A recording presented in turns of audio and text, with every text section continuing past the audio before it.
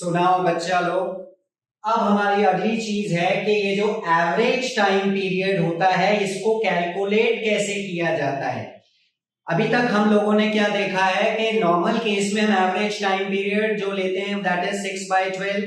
वो तो हमने एक याद रख लिया एज अ रूल कि उसमें 6/12 लगाना है हमें। फिर कुछ केसेस हमने देखे जहां पे हम एवरेज टाइम पीरियड का यूज ही नहीं कर रहे हैं, जो हमने 4 केसेस किए थे इससे पहले वाले टॉपिक पर। आज हम देख रहे हैं अब कि एवरेज टाइम अगर हमें निकालना पड़े क्वेश्चन में तो how to calculate that average time.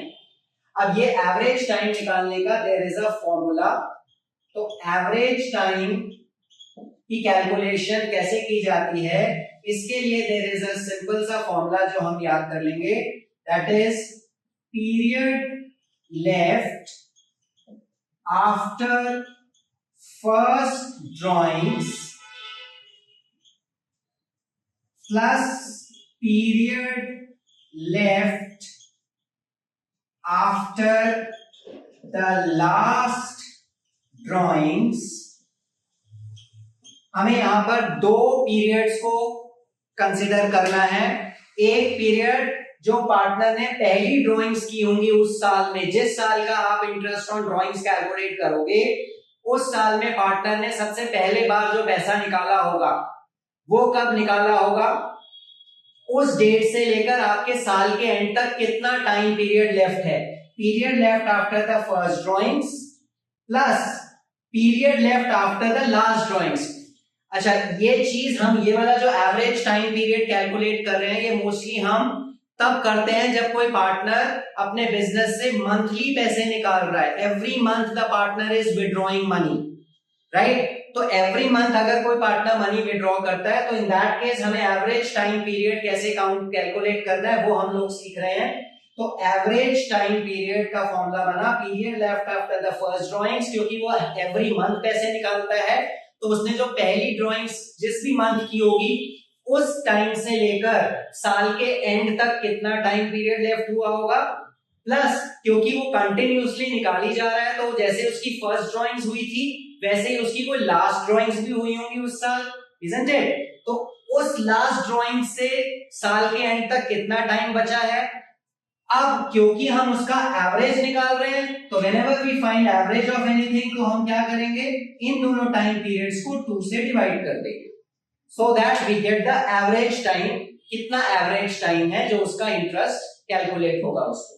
तो period left after the first drawings plus period left after the last drawings upon में 2। अब इसको एक एग्जांपल से समझ लेते हैं so it will become clear to you. Now for example एक पार्टनर है, A withdraws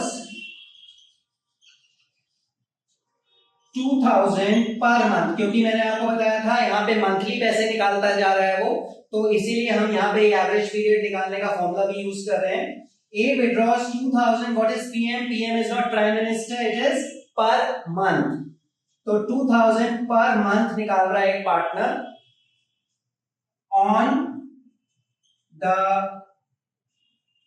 beginning of every month।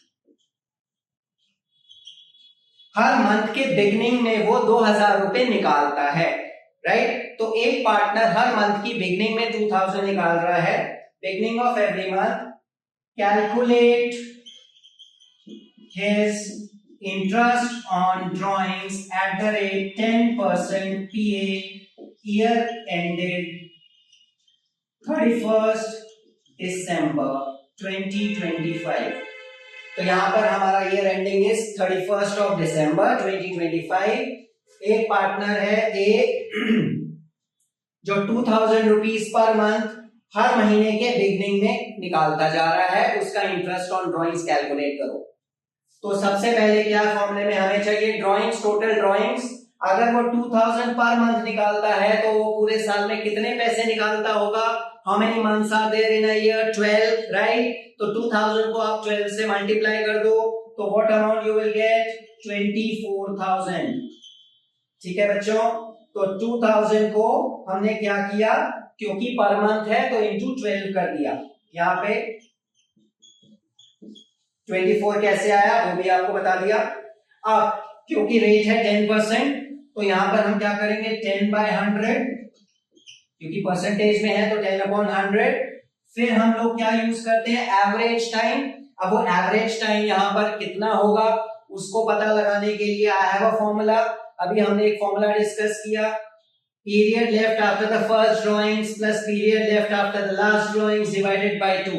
Now let's apply this formula in our case. हम इसमें अपने केस में इसको अप्लाई करके देखते हैं और एवरेज टाइम काउंट करते हैं कितना आ रहा है, क्योंकि वो कब निकालता था beginning of every month and this is a calendar year. So अगर हम कैलेंडर ईयर के हिसाब से अकाउंट्स मेंटेन कर रहे हैं तो what is the first month? First month हम लोगों का क्या होता है? जनवरी, इजंट इट? तो जनवरी से उसने पैसे निकालने शुरू किए और वो हर मंथ की beginning, what is the meaning of beginning? शुरुआत। तो उसने पहली ड्राइंग्स कब की होंगी? अगर वो हर महीने के बिगिनिंग में पैसे निकालता है तो उसकी पहली ड्राइंग्स कब हुई होगी? 1st ऑफ जनवरी, क्योंकि बिगिनिंग में निकालता है। तो period left after first drawings, कितना पीरियड बचेगा? अगर उसने पहली ड्राइंग 1 जनवरी को की, 1 जनवरी से लेकर 31 ऑफ दिसंबर, how many months are left? Total पूरे 12 महीने। तो यहां पर एवरेज पीरियड निकाल लेते हैं 12। इस फॉर्मूले में मैं इसको डाल रहा हूं, तो 12 is the period left after the first drawings, right? Now period left after the last drawings. अब ये लास्ट ड्राइंग्स कब हुई होगी? क्योंकि वो पार्टनर हर महीने पैसे निकालता है और हर महीने की बिगिनिंग मतलब फर्स्ट डे को निकालता है, तो उसकी लास्ट ड्राइंग्स कब हुई होगी? इस साल में, जो कि एक कैलेंडर ईयर है, दिसंबर में, क्योंकि दिसंबर इज द लास्ट मंथ। और दिसंबर में कब हुई होगी? 1 दिसंबर, क्योंकि फर्स्ट बिगिनिंग कर रहा है तो हर महीने की फर्स्ट को ही निकालता होगा, like 1 January, 1 February, 1 March, isn't it? तो उसने दिसंबर की भी जो ड्राइंग्स है उसको भी फर्स्ट डेट को ही किया होगा। तो फर्स्ट डेट ऑफ दिसंबर इज 1 दिसंबर। 1 दिसंबर से लेकर साल मेरा कब एंड हो गया? 31 दिसंबर। तो कितने मंथ्स लेफ्ट हुए? 1 मंथ। तो 1 मंथ हमारा period left after the last हो गया। तो 12 plus 1 divided by 2, what is 12 plus 1? 13, 13 upon 2, what is the result? 6.5। तो हमारा एवरेज टाइम पीरियड कितना आ गया? 6.5 months. So we will use 6.5 divided by 12.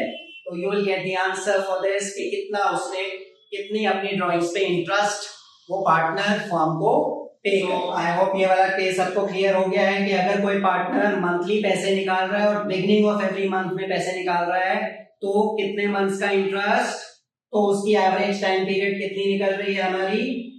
6.5।